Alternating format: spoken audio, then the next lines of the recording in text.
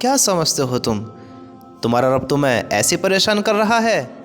تمہارے اوپر جو تکلیف آئی ہے وہ ایسے آئی آپ کو پریشان کرنے کے لیے؟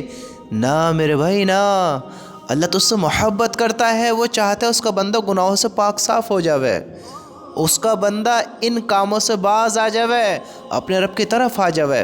اللہ کی قسم اس لیے رب پریشانیاں دیتا ہے کہ اس کا بندہ اس کی طرف آ جاوے، اس کی طرف آ جاوے، اس کو یاد کر لے، اپنے گناہوں پر افسوس کر کر اپنے گناہوں سے معافی مانگ لے۔ آپ پر پریشانی آئی ہے، آپ پریشان نہ ہو، میں اللہ چاہتا ہے کہ اس کا بندہ اس کی طرف آ جاوے۔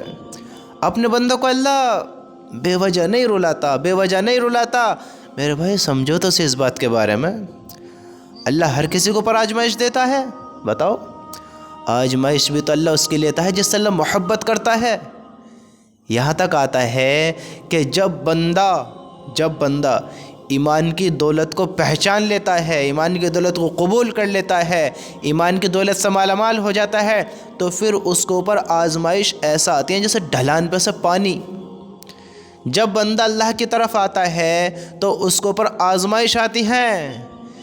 میرے بھائیو، اتنی بڑی جنت کا ملنا، لامحدود زندگی کا ملنا، ہمیشہ کی راحت کے مالک ہو جانا معمولی بات ہے؟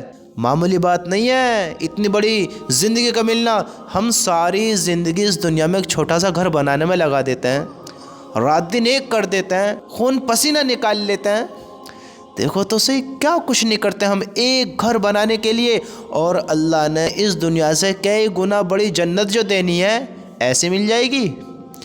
نہ میرے بھائیو نہ۔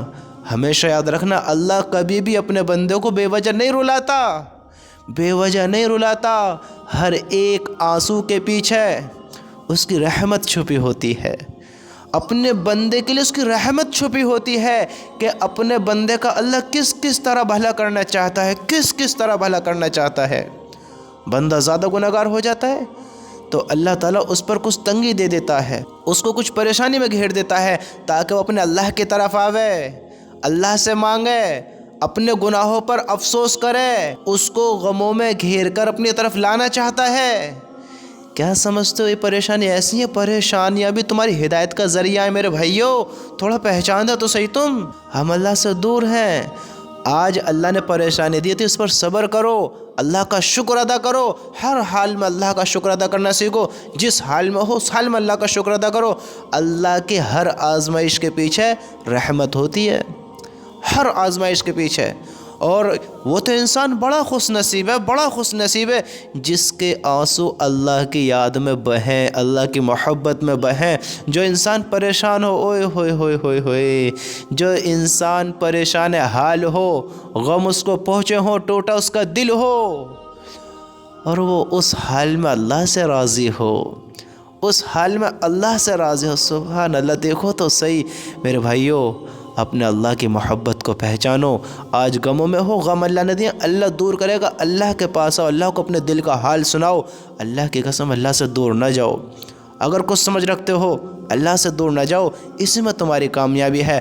تمہارے ہر آنسو کا بدلہ اللہ دے گا، ہر آنسو کا صلہ اللہ دے گا۔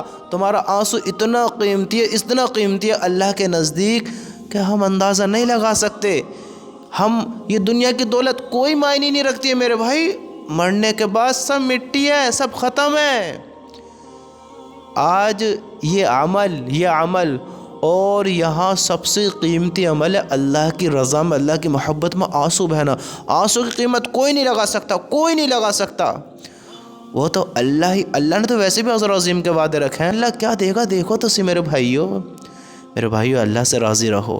آج غموں میں ہو، اللہ غم دور بھی کرنے والے، دینے والا اللہ، دور بھی اللہ کرنے والے، بس اللہ سے راضی رہو، اللہ کا شکر ادا کرو، اور اللہ کے سامنے ہاتھ پھیلاؤ، آؤ اپنے اللہ کی طرف، تم اللہ سے مانگو تو صحیح، کہو تو صحیح، اللہ کو پکارو تو صحیح میرے بھائیو، پکارو تو صحیح اللہ تعالیٰ کو۔